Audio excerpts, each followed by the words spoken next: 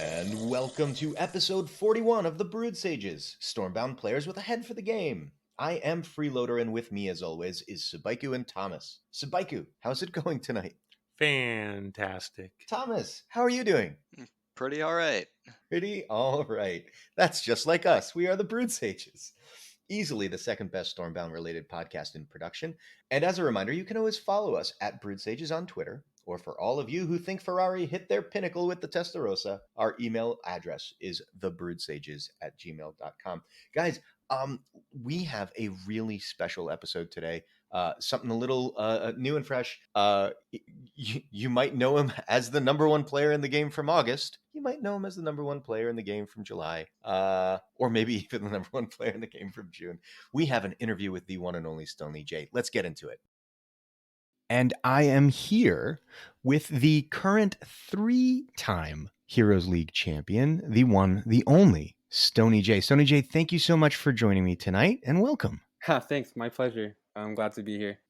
The honor is all on this end of the microphone, my friend. We're going to dive into a lot of stuff, if you don't mind. But first, let's try to give our listeners a little bit of a background of you. Your history in this game. How long have you been playing Stormbound? Sure. Yeah, so I started playing a little over 3 years ago. I just checked my Game Center achievements on my phone just to see exactly when, but apparently I finished the tutorial in May of 2018. So yeah, it's been at least 3 years. And yeah, it's been quite the journey. Quite the journey. What made you pick the game up in the first place? So I've always been a gamer.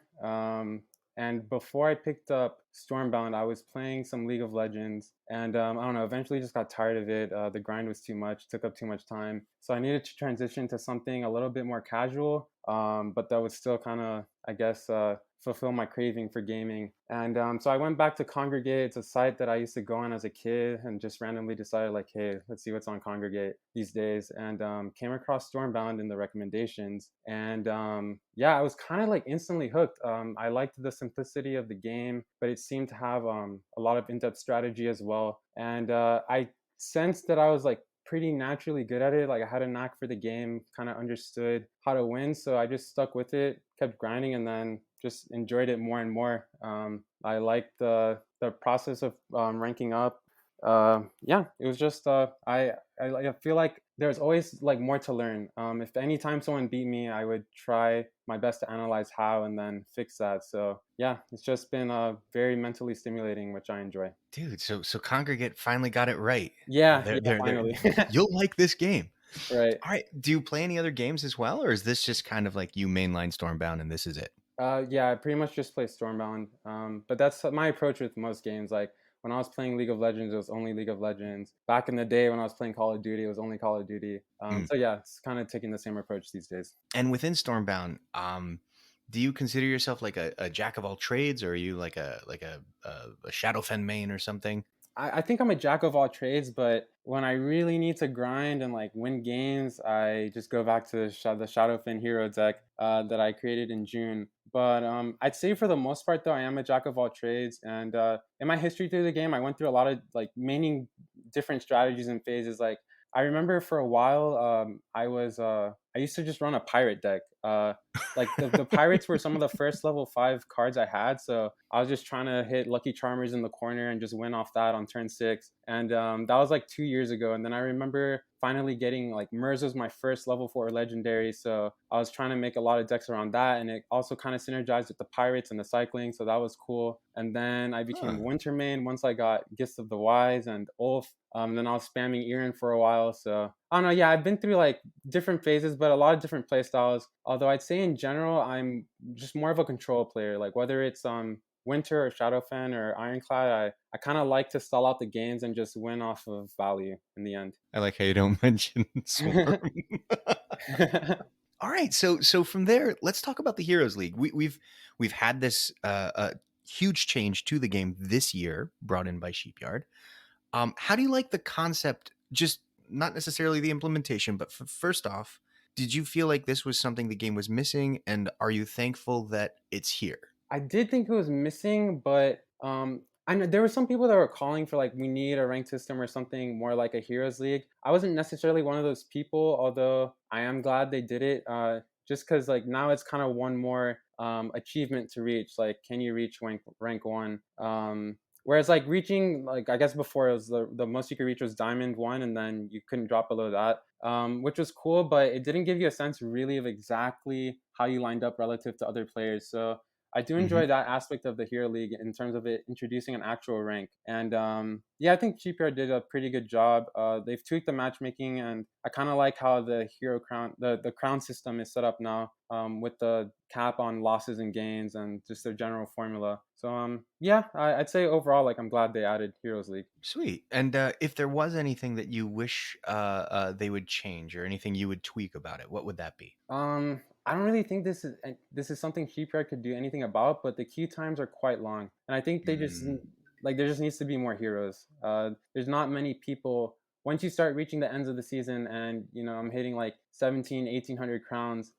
There's not many people in that range. Like even in the top 10, if you go from 1 to 10, it's like a difference of 100 crowns. Then you go Oof. from top 10 to like 20, it's like 100, like 100 more crowns. So it's like right there, the player pool is very, very, very small once you start reaching 17, 1800 crowns.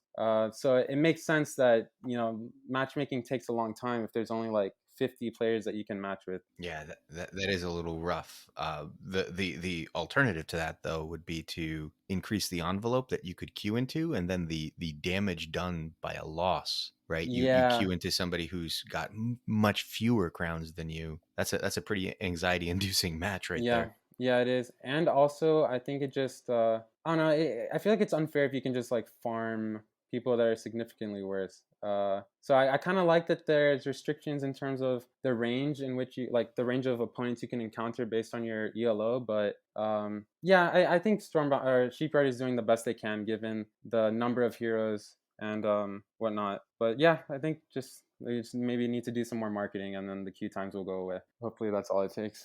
June, Yeah, you finished Heroes League rank 1, correct. the top hero. That's right. And you go home from that and you say, you know what I need to do in July? I need to prove it wasn't a fluke. And No, then, yeah, that's exactly the feeling though. That's exactly the feeling. It's like you hit rank one once, and then obviously there's gonna be some people that you don't necessarily like. There's some people that I only face once a season, and it could be a loss or a win. But it's never fulfilling to reach rank one, and then there's still someone in the top 10 that has beaten you like 3 out of the 3 times that you matched. Um, mm, so it's partly that, and yeah, yeah, but it's then you, also you just like came back in August and did it a third time in a row. Like, how did you do that? I'm just like trying to get the coin cap, and the ELO is also going up. I don't know, just win more than you lose, I guess.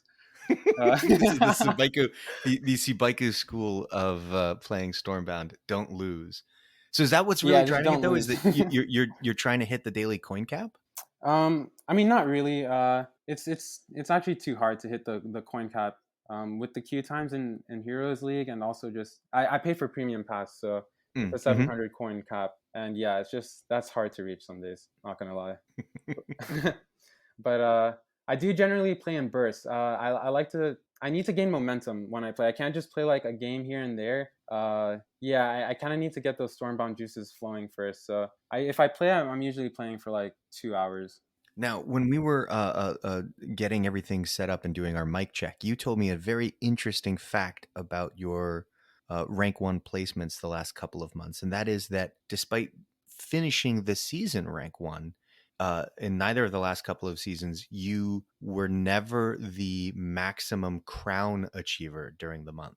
That's right. Yeah. So even though I did finish the season rank one, I for the last I don't remember if this was the case in June, but I know that in July and August, UZ93 had reached he had broken 1900 crowns. It's something I still haven't done. So in the last 2 seasons, UZ93 was the highest at some point, like the highest ranked player, and I never caught up to them. But and this happened in 2 seasons now. He or she was ranked like 1 or 2, but just ahead of me. Whether I was like 3, 2, or whatever, they were ahead of me, and they would always just I would get right beneath them, like 10 crowns beneath. And then I knew that would trigger them into playing because they would get scared. Because I kind of feel the same pressure. Like if someone's creeping up on me, I'm watching the leaderboards. And I'm like, okay, if it gets within 10 or 5, I gotta queue up. So I would do that, and I would put pressure on Yuzi, and they would queue up, and then they'd lose. And I guess they would tilt because they wouldn't just drop to like second place or third place. I would see them at like 7, 8. And so yeah, and then the rest of the time they're just trying to catch back up, and I'm just cruising at like 1860, 1870, whatever I feel is like a comfortable buffer. And yeah, they never climb back up. So on the last day of the season, both in the last 2 seasons, I haven't played. I just watch the leaderboards. If they get within 10, I'll play, but they haven't, and so I don't play. So I know my name is Freeloader, so this would be perfectly on brand for me, right? But I've always had this dream of hosting a Twitch stream on the last night of the season, like the last 6 hours, and just spectate watching whoever in the top 10 is queuing up a match. Yeah, that would be really cool. It would be, I mean, get the popcorn ready, right? Yeah, Like no, those are for some. sure. The last couple of days of the season are very intense, and you'll run into the same people because there's a few people who kind of just accept their fate. Like I feel like David EG is one of those people. He'll play a few games, he'll solidify his top 10, and then that's it. Like I don't really see his score moving up or down that much. But then there's people like, or for this season at least, Lombardman comes to mind, Wong Wai, Mikkel. They were moving in and out of top 10 like every day. And I was just like, whoa, like these people are really like they're playing a lot of games. And on the last day or two when I was trying to climb, I was running into Lombardman. Like I ran into him like at least 5 times, honestly. Oof. Yeah, 5, but I won most of them, just saying. But that's the key to get number 1 in a season. You really just have to snipe another top 10 player. You just you figure out their deck and you just keep beating them. And then you get your lead and you just hold it. You can't tilt. You can't like you just gotta hold your lead. Even if that means stopping, like not playing anymore.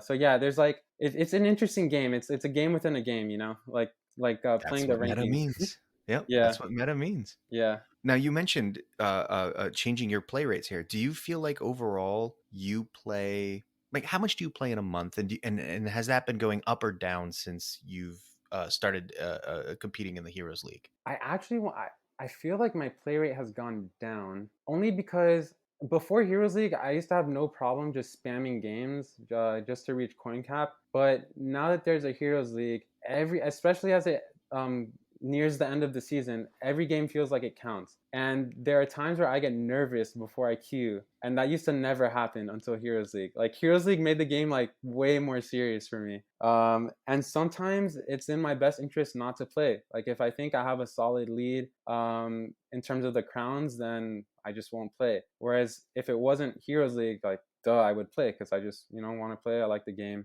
want to have fun, want to get some coins. But now that there's this thing of like me trying to reach rank 1, I have to play the game within the game, and sometimes that makes me play less. Huh. But not significantly less. I'm talking like the last week or so is when I really have to start playing this game of like, do I really want to play right now or not? Just to try to get my score into the right spot at the right time, I guess. Right, or apply pressure to the person Yeah, above you exactly. to Yeah, motivate the them, mind kind of a games, thing. right? Yes. Let's talk about how you approach these seasons now, right? I mean, like, do you start the beginning of the next season just kind of jamming the same deck as the last, or do you find that the balance changes that get introduced on day 1 are forcing you to tweak decks or anticipate meta changes? Like, how do you start a season? I usually start with something that is tried and true. I don't know, like Zuri Bucks is pretty known to just work generally now, so I'll go with something that doesn't have that kind of have its own. It's not so much a reactive playstyle, but a like do your own thing. Like the deck has a defined goal, and you can just do it, like regardless of what your opponent is doing. Whereas I have some more like my Shadowfen Hero deck, for example. I feel like that one is more based on countering what your opponent is doing instead of like having a clear defined strategy for itself. I mean, I'm always trying to hit Random Frauds and Claxy on turn 10, but besides that, I'm very much basing what I play based on how my opponent is playing. Whereas to start the season off, I'm usually either trying some new stuff or just going with something that I know is tried and true and can get me into like at least like 1,500, 1,600 crowns. But after that point, when I really want to like push ahead and pull away, I have to start running more advanced decks that are more counters to what I'm seeing in the meta or countering specific players. So is that why you kind of go for a more solitaire deck to start? Is because you want to get a feel for what the meta is before you start trying to counter it? Yeah, well, so at the beginning of the season, I really just want to have fun as long as, like, there's not so much pressure to rank up. You still have the whole month ahead of you. So yeah, I'll use like the first couple of weeks to try new decks. And then when I want to start climbing, I switch to something that I know works, but won't necessarily get me all the way to the top, but just something that I can win consistently and quickly with. And then once I start running into the same handful of players, that's when I then know I can use the decks that are just meant to counter those players. And then I just start running with that. Gotcha. Do you feel like there's enough opportunity in a season to experiment? Yeah, it's I pretty much only experiment the first 2 weeks or 3 weeks. Any experimentation after that is like I already have a deck and I know it works, and then I'm either swapping out, like I'm putting in a Hunter's Vengeance or a Siege Breakers or just something to like tech cards. At the end of the season, the only thing I'm switching out is tech cards, and that's just to counter whatever the meta is at that time. Yeah, but I want to go back for a moment because I want to make sure I heard you right.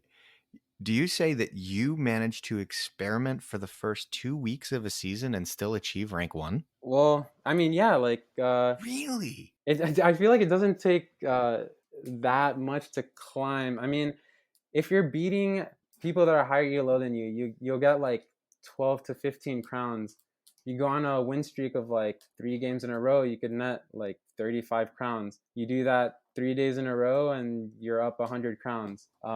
Let's say by the end of the 2 weeks, let's say I'm like at 1500. At that point, yeah, it's like the rest, like the final 2 weeks is enough to climb. But it also just kind of depends on where my, like, whoever is in the lead is at. Like the scores get higher as the season goes. It's not like right now, if you check the leaderboard, the max score is probably around 14, like 13 or 14. But then at the end of the season, it'll get up to 18. So as long as I'm just kind of like within 200 crowns of like 200, 300 crowns of the max score, like I know I'm okay. All right, and let's bring it all the way down to the fundamentals. How do you go about building a deck? Like walk us through the StoneyJ has an idea for something he thinks is new and is going to win. Right. How do you go about doing that? Okay, so if I want to make a fun deck, I'll start with a card or a specific combo that I want to work. And like one of those things was Armed Schemers last season. Is like I really want to make a deck with Armed Schemers. And so then from there, okay, Armed Schemers is Ironclad. And then I'm thinking, okay, and then each faction has its like core cards that you'll pretty much always use. And for Ironclad, that's green prototypes, destructo bots, linked golems. And if you're going the structure route, upgrade point, and probably True Shot Post. Either True Shot Post or Siege Assembly, but I think True Shot Post is more consistent. So True Shot Post, Mia, and yeah, that's already like 6 cards. GP, Destructo Bots, Linked Golems, Mia, Upgrade Point, True Shot Post. Yeah, that's 6 cards right there. Throwing Armed Schemers, that's 7. Yep. And then the rest is pretty much just kind of fitting like your play style and what you think your opponents are mainly running. So if you need a lighter deck, you'll probably throw in Gifted Recruits, Saber Paws, and Green Gale maybe. Yeah, and that's like then you have like 4 mana or 4 2-mana drops at that point. If you want to go a little heavier, maybe you put in what's that 5-mana construct? Debug Loggers. Yep. That, yeah.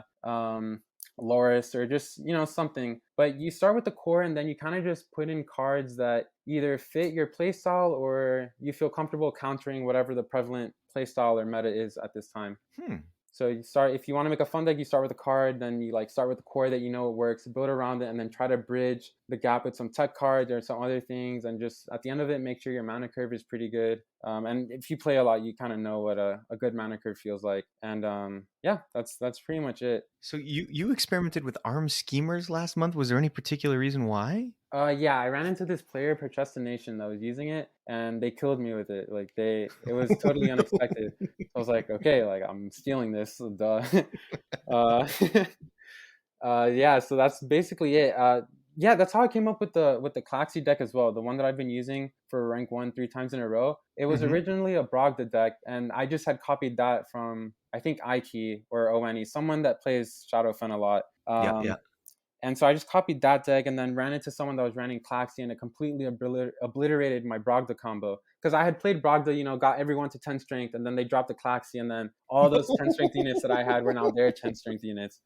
So yeah, that was terrible. And after that, I was like, okay, Cloxy is just better. I'm just running Cloxy. So, you don't run Bragda at all in the deck? Nah, I can't. I'm not good with that card. I've come to terms with that. That's Yeah, there are just incredible. some cards or play styles that I just can't do at the high level that I'm used to. So yeah, a lot of my decks are inspired just by ripping off people's ideas. Like if I see something unique, I'm like, okay, I'll take that concept and then I'll do something with it. But yeah, it's just a lot of inspiration from other heroes. So, what's your favorite card right now? Or let's keep it more recent. So, what is your favorite card that Sheepyards introduced or changed? What in the last year would you say, oh, this is the best thing to either be tweaked within the game or introduced to the game? Although it's not a very flashy card, I really, really like Loris. I feel like that card is what wins me games, honestly.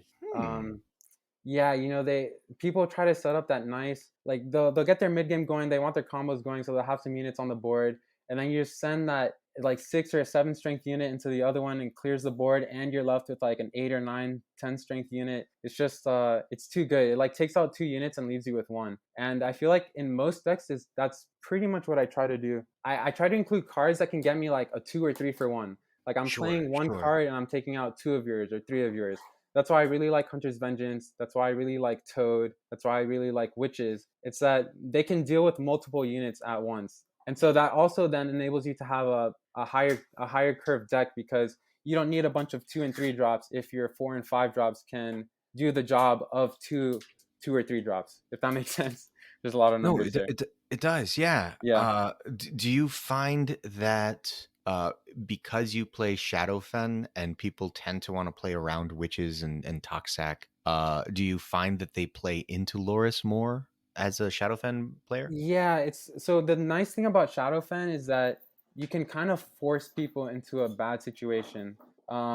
Whether that's by using Rain of Frogs, and then you have 2 frogs that spawn to each other, and then everyone's frantic to kill the frogs, so they'll kill 2 but end up with 2 units right next to each other, and then I use Loris and I clear them. And then if they're scared of Loris, they'll put the units like diagonally or spaced apart, and then it's good for witches because I Right. can just put it right in the gap. So yeah, I'd say the people that do best against me, they watch out for my mana 4 turn. So if you start off with a 1 movement unit on turn 3, let's Hmm. say gifted recruits or green prototypes or whatever, and then I play Toad in the same column. On the next turn, my Toad will consume that unit, and usually people can't play the 2 units on the next turn to do enough damage to the Toad to stop it. So what Gotcha. people have learned to do against me, like the higher level players, is that they'll sacrifice the movement. Like they won't, in that first turn or two, they won't enable me to get the Toad proc, or just like get some of my nicer combos off. So it just throws me off a little bit because I'm trying to do it, so I'm cycling for it, and then they thwart me, so I have to recycle the cards, and it just kind of throws me off. But I feel like Interesting. that's kind of what this game is about. I feel like is you have to know what your opponent is going for, and as best you can thwart them while still doing your own thing, like still setting up your own combo.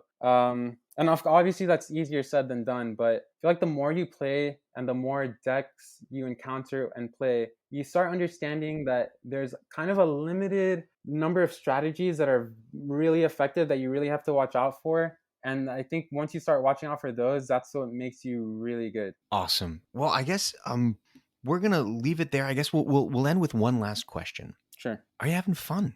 You're Uh, on top of the world right now. Is this are you stressing out? Are you burnt out, or is this still feeling fun and fresh and something you enjoy doing?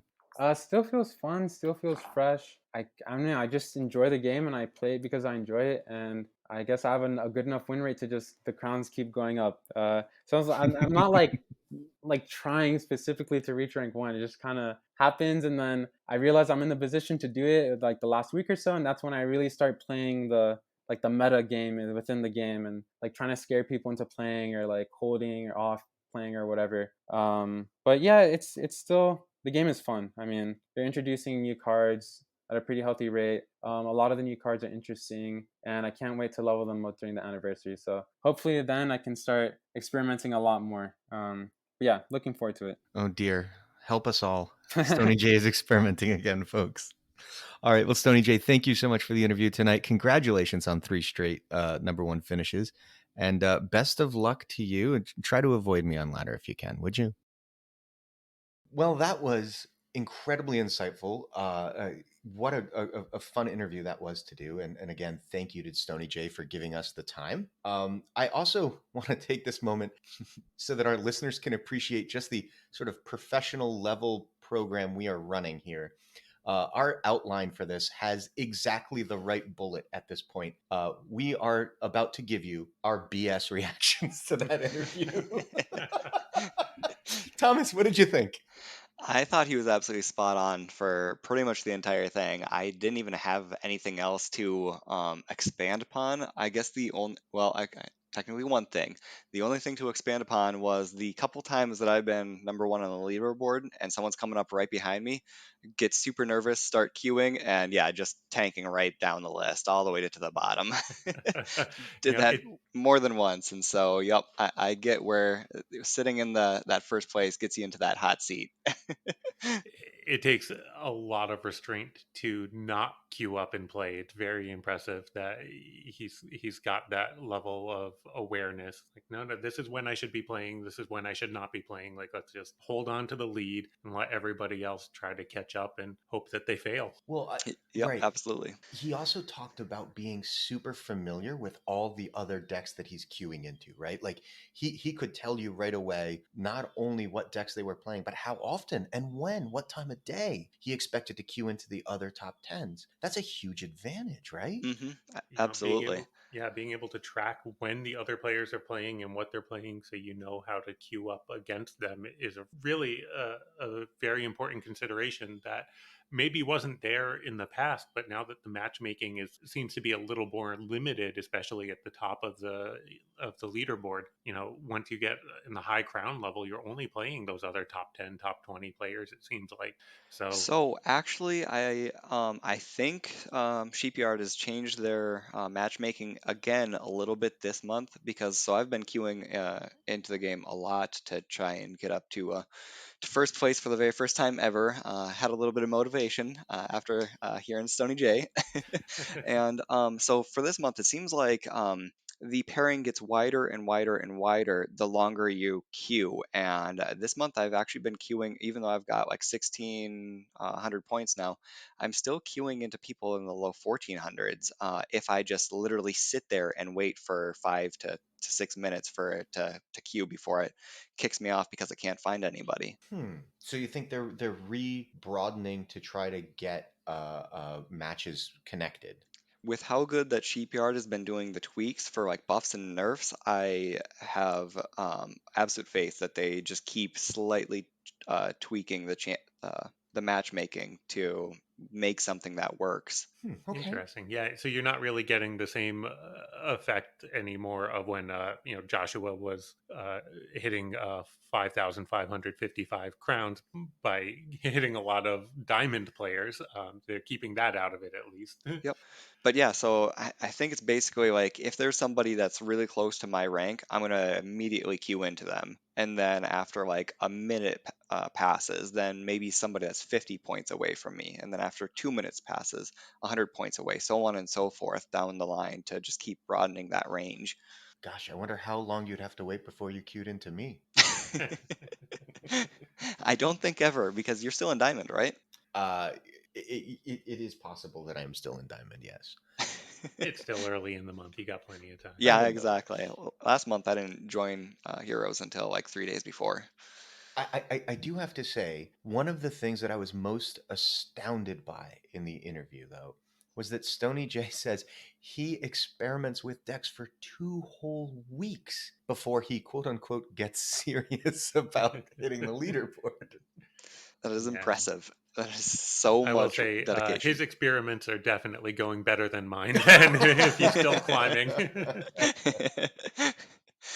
Well, and I don't know if you've ever really watched him on the leaderboard because I've got my eyes on the top players a lot of the times too, and he's just, yeah, he does exactly what he says, where he's just hanging around the top, like, well, I mean, his decks are always so good that he's always just hanging around the top 50, even when he's totally just messing around with something. But then, yeah, suddenly he gets into overdrive and he's just there.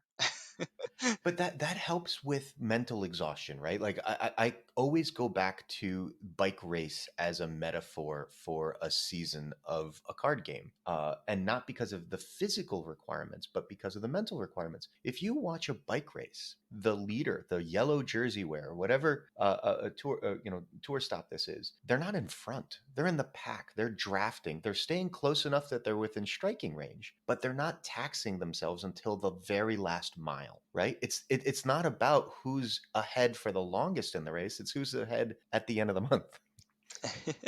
Well, to a certain extent, I would say that's the case here. As long as those number one players are constantly queuing, then they'll be just fine because they still see how the meta evolves over the course of the month. It's when somebody gets to first place, even if they get really far ahead and they quit playing for 2 or 3 weeks, and then somebody figures out that new meta because with Heroes League, the meta is changing constantly. And so someone sees the meta change, they start ranking up, get close to that first place person. That first place person, because they haven't played 2 or 3 weeks, has no clue what's going on in the meta. Their deck may be trash now, and that's how they're getting tanked. Oh, that's brutal. Hmm. Yeah, so slow and steady rather than an early sprint is going to win the race almost every time because of that. Yeah, absolutely. And that's exactly what he's doing. All right, I want to transition from here to StoneyJ talked a bit about how he builds a deck. And I thought that that would make for a wonderful conversation that we could expand upon and maybe help some of our listeners in their quest to do some home brews and whatnot. So let's start with you, Sabaika. You've built a couple of decks in your day, I know, because you've shared them with me. And usually, I'm sad to admit it, they're better than the ones that I make.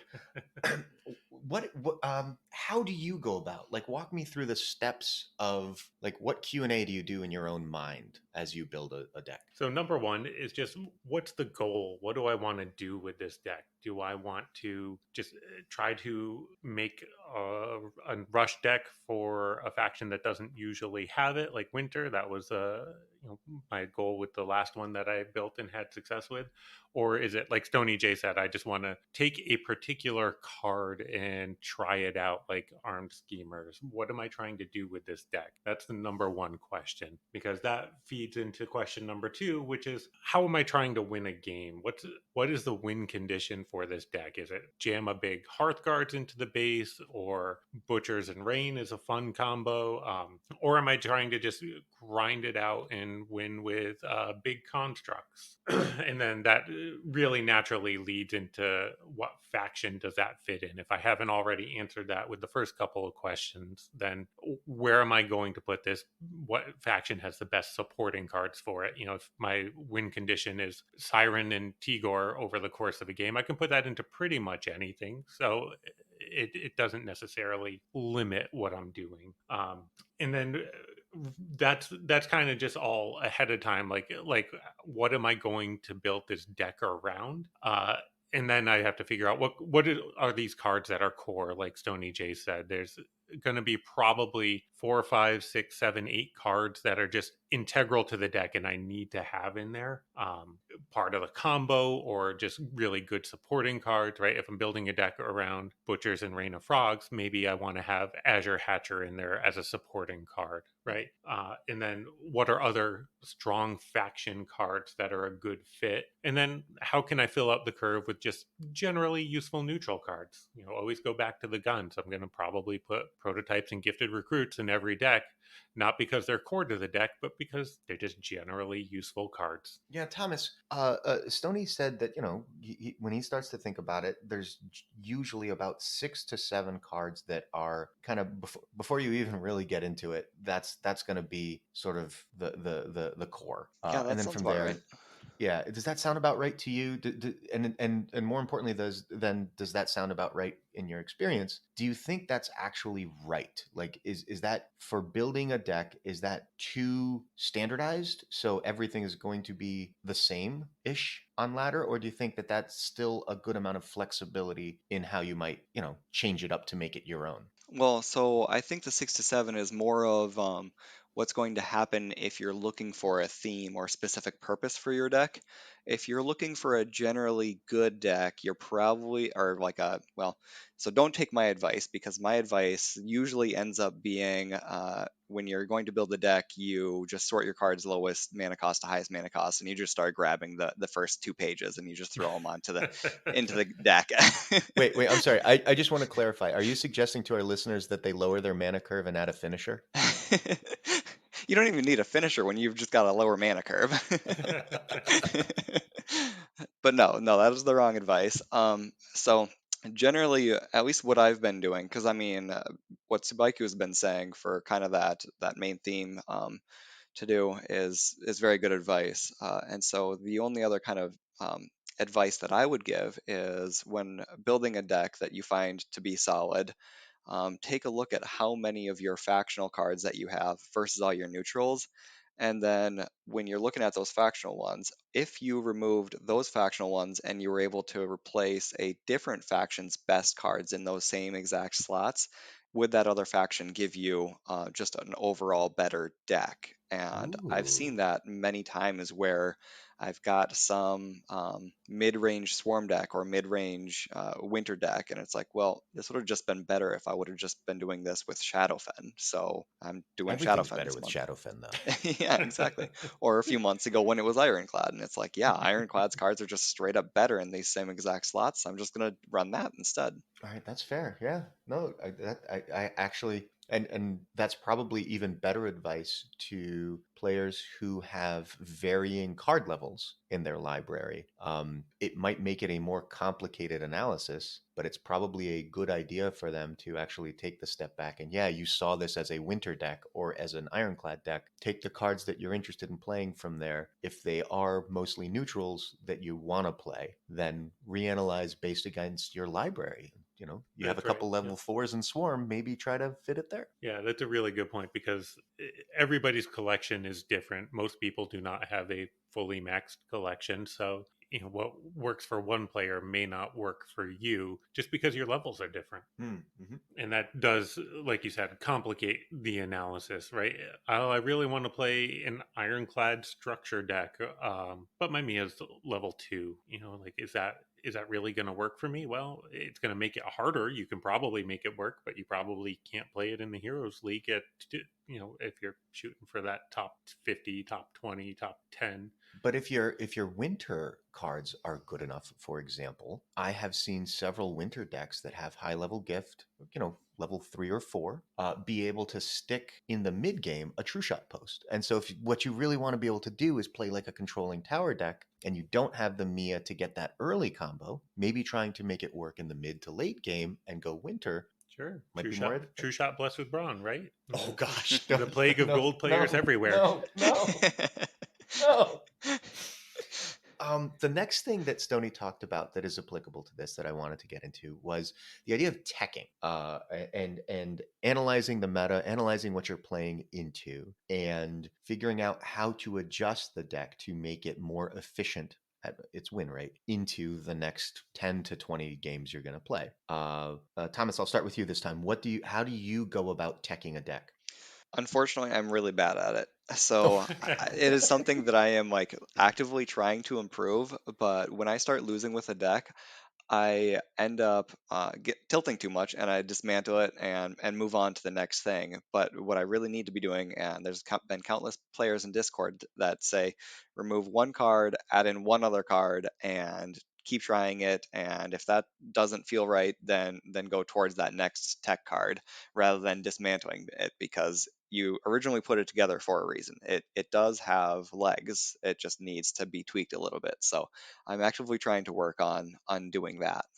Yeah, Subaiku, there's a concern sometimes, though, that when you go to tech a deck, you're really trying to win the battle you just fought as opposed to the next battles you're going to see. That's a really good point. It's very tough to look at a loss and say, did I lose this just because my deck is weak against this? Or did I lose this because I don't have the right card for that matchup?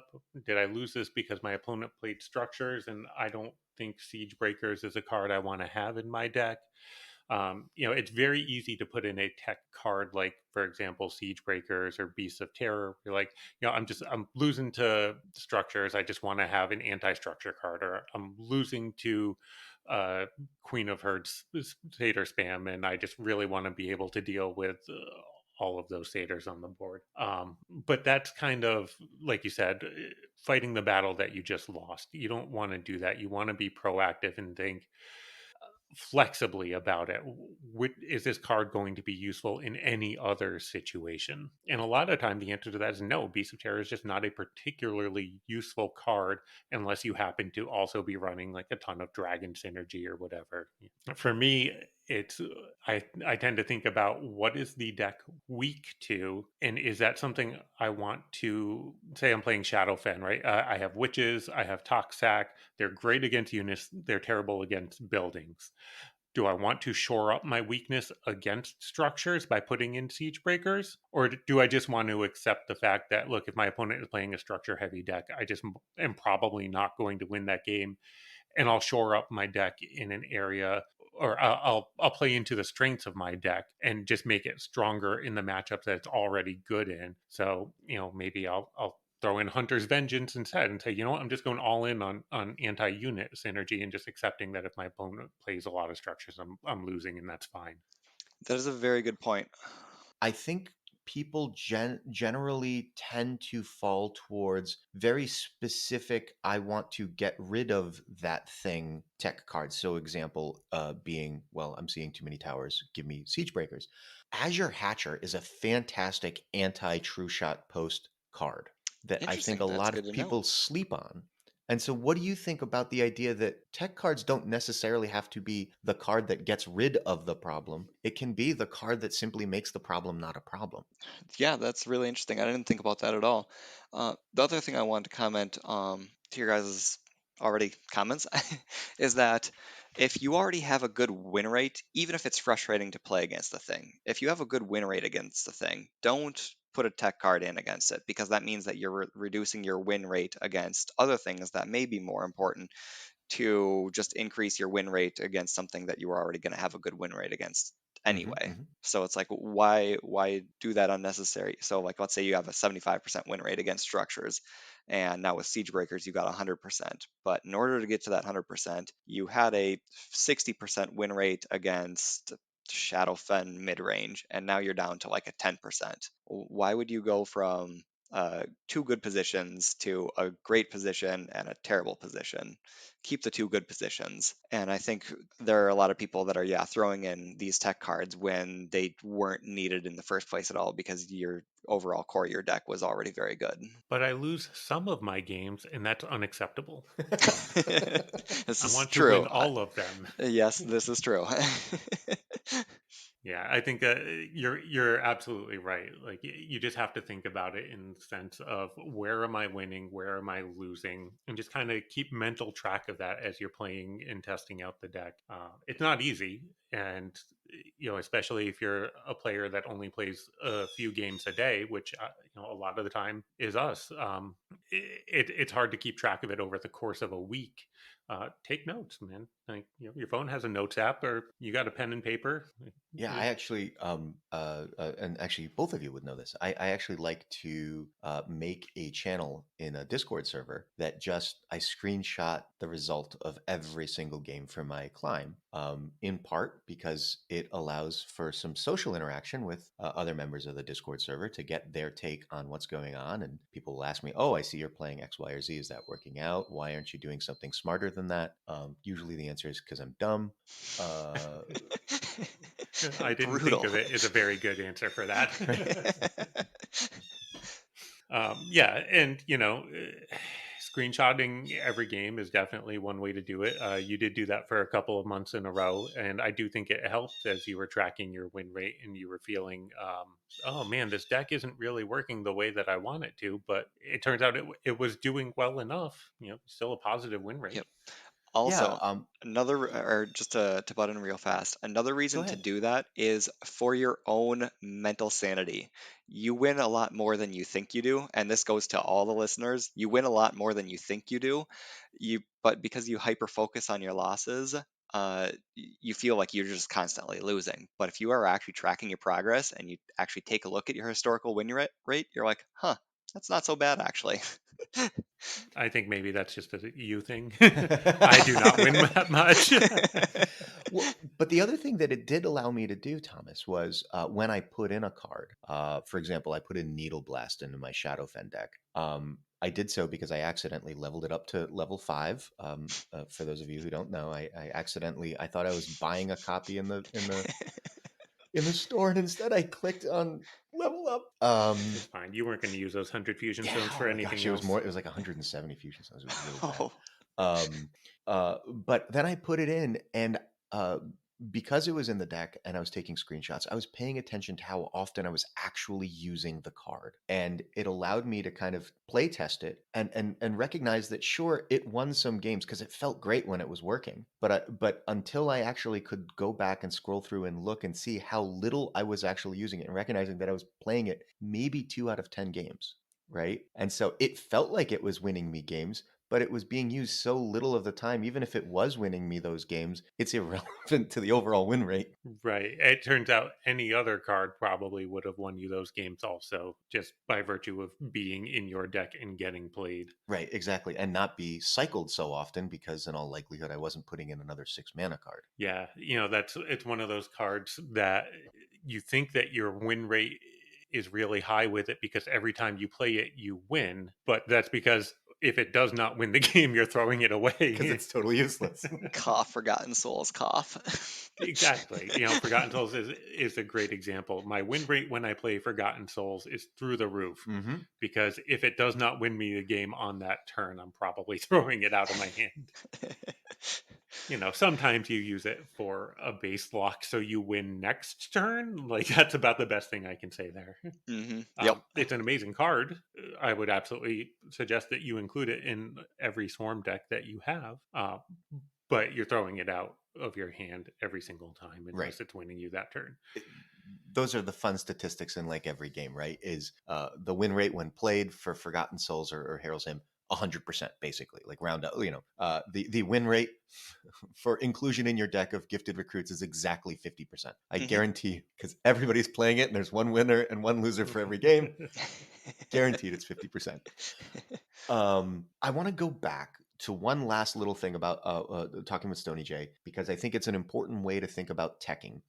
He talked about early in the month playing basically a solitaire style deck, something that doesn't counter anything. It's just, it does what it does and it tries to win and it ignores what you're doing. He's a control player at heart, as he said. And he says that you hit a ceiling if you're not trying to interact against your opponent. You get to a point where you can't climb any further because you have to actually interact with what they're doing and trying to disrupt it.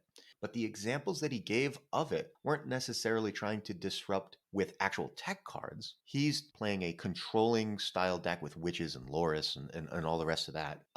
Or armed schemers, bless his heart. But is there a danger in trying to swing too far to the now I'm going to react to everything out there kind of a thing? Like how do you find that sweet spot? Usually that sweet spot is called Siren of the Seas. Right? Well, I mean, look, that's why it's such a good card in a control deck, because it is a flexible tool that you can use to control the board and remove multiple units, remove large units, or you can send it into the base and win, right? Same with Ulf in a lot of heavy winter decks. It's 12 damage to the base, or it clears some units and gives you some healing and helps you to win the game that, or extend the game that way, I should say. So finding those tools that are flexible, that can be used for controlling as well as winning, is really critical. Because you're right, if you're just sitting there playing Hunter's Vengeance and Void Surgers every turn, yeah, your opponent's not winning the game, but neither are you. And eventually they're going to get to the point where they have enough mana that they can move down the board and chip you down. You're going to lose in the long run. I mean, in a way, if you're playing Hunter's Vengeance and Void Surgers, aren't we all losing? Look, I play rush decks. I don't even know how to play those two cards. The only reason I know that they exist is because they get used against me. I feel that. Oh gosh. Yeah, it's you're right. You can't just sit there with reactive cards in your deck. We've seen that time and time again that the best decks in the Heroes League are the ones that are flexible Mm. and that allow you to kind of play offense or play defense as the situation calls for. And I think that's what separates really the great players from the ones that are in the middle of the pack, even in the Heroes League. The great players are ones that understand when it is time to interact with my opponent's board and when it's time to apply pressure and just kind of figure out the flow of the game as opposed to just doing what, well, these are the cards that I have, so I'm just going to play them and hope for the best. All right, Thomas, you're the perfect person to ask this question. How often do you find yourself paying more attention to how do I disrupt what my opponent is trying to do versus these are the cards that would win, that apply the most pressure? Like would you say that's an every turn analysis, or are there specific turns you feel like require more of that sort of attention? There's definitely more turns that require it than others, and right now I've just been playing Swarm Aggro, so I'm gonna just use that as my analogy because it's kind of my always go-to anyway. Where against Swarm Aggro mirrors, you're going to want to try and you want to actually watch them every single turn, and in general, I found my win rate to be a little bit higher when I end up trying to be a little bit more defensive against them because I'm more likely to have more units on the board after the fact if I'm trying to play defensively and not even necessarily like specific defensively of not taking any damage. I actually literally try and let some damage through to my base to then be able to, or sorry, I try and go after the things that aren't going to be going into my base the next turn so that I've got more power on board than my opponent, and that's going to be how I'm going to then overrun them over the course of the game then. Hmm. And so there's so many specific analysis, however you say that Analyses. word, analyses to all the different types of decks and all the different styles of variations. But because I've played so many thousands of Swarm Rush games over the years since the beginning of my playing, that I know that one very intimately, and that I can say for sure is what you want to do when you're in a Swarm Rush mirror. Huh. So Mike Tyson, the famous philosopher, said that everyone has a plan until they get hit in the mouth. And Thomas is here saying, no, no, no, my plan is to get hit in the mouth.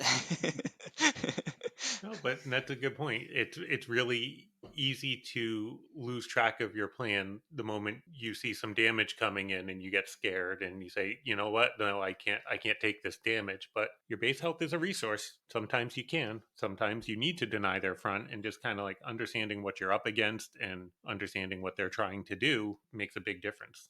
Well, and then, yeah, the other thing, I guess, now that I had a couple more seconds to process it, how many games would you have been able to win if instead of playing defense and trying to clear your opponent's stuff, you just take a split second to be like, all right, well, how much potential damage could you do to me on your next turn? Oh, I could, like, even with like your best cards in your deck, I still am going to be at 2 health. Well, if instead of playing defense and trying to clear all your stuff, I put all my stuff on your baseline, and you basically can't clear that except for one tech card that you probably don't have. I should just do that play instead because that is a guaranteed win for me instead. So go that more aggressive route. Yeah, so Baiku and I have used a term when we have streamed together over the years, both in Stormbound and Hearthstone, and that is make them have it, right? Yep. If you're going to lose to Void Searchers, for example, but you don't even know if it's in his deck, or maybe you've seen it before, but it's unlikely to be back in his hand, make your opponent have it. Say, yeah, I'm going to lose if you have this card, but chances are you don't have it either in your deck or in your hand at this particular time. So I'm gonna make the play as though you don't have it, and if you do have the answer, then good for you, and if not, I'm just going to win. That sounds like either you stole that from Reckless Rush or he stole it from you. It, it's I don't think, I don't know. It's hard to say. I will say, Yeah, we've been saying that since the yeah, Hearthstone right, days, yeah, right? Like yeah. So you're it's That claiming was it. it is a it is a nice philosophy for an aggressive player, which is definitely the style I tend toward. Mm. Because a lot of the time, those control tools do really screw you up. Right, a lot of the time you can say, "Oh, I'm going to play my Cordia," and if they play Bladestorm, I'm just gonna lose this game, but that's fine. Chances are good it's not in their deck in the first place. Yeah, I will say that those are the losses that I feel best with. When I feel like I've fully analyzed the turn and I recognize the high risk but low chance, right? Like the high punishment but low chance of my opponent having exactly whatever it is. If I've been able to convince myself of that first, and I make the play knowing that, look, I'm an 80% chance to win here. You have a 20% chance to blow this out, but you shouldn't have it. Let's do it. Right. You take your shot when it's the best probability Right. of winning, and if you lose at that point, then There's nothing, right? There's nothing to be upset about because I didn't pull a punch. I didn't try to do something other than the best play. Yeah, and that going back to what is your deck's win condition? Like you got to play into the strengths of your deck, and if your deck matches up poorly against their deck, well, it's your bad luck for queuing into them in the first place. Right, exactly. All right, that's going to end the main portion of this episode, which means it's time for me to remind you to contact us, preferably on our channel in the Stormbound Discord server or on Twitter at Brewed Sages. You can always email us at thebrewedsages@gmail.com. We also have an additional way for you to reach out and support us. We have a Gumroad account where you can become patrons of our work. Check out the link on Stormbound Kitty. This week, we've heard from the inventor of the moon, which, by the way, thank you very much for the moon. It's great. 10 out of 10. Great episode. There was a little bit of difference between Freeloader and Sabaiku during the second part of the podcast, but nothing annoying. Keep up the good work. Yeah, thanks. We had some audio technical difficulties. Hopefully we've got those under repair at this point. Almost certainly not. Ubermensch says, I arrived at Diamond with actually not a single level 5 in my deck, and I can say with zero hesitation, Rogue Sheep is the worst power creep I ever saw. The strongest just got stronger with it. Hated it. Great podcast as always. Uber, we're gonna have to agree to disagree. I actually really like the card. Yeah, it is fun. I do see a lot of complaints about the power level, although a lot fewer this month after the rework. It's still just a lot of fun to play. Sorry, Debnath. And that's going to do it for this episode. For Sabaiku and Thomas, I am Freeloader. We are the Brewed Sages reminding you to stay hydrated.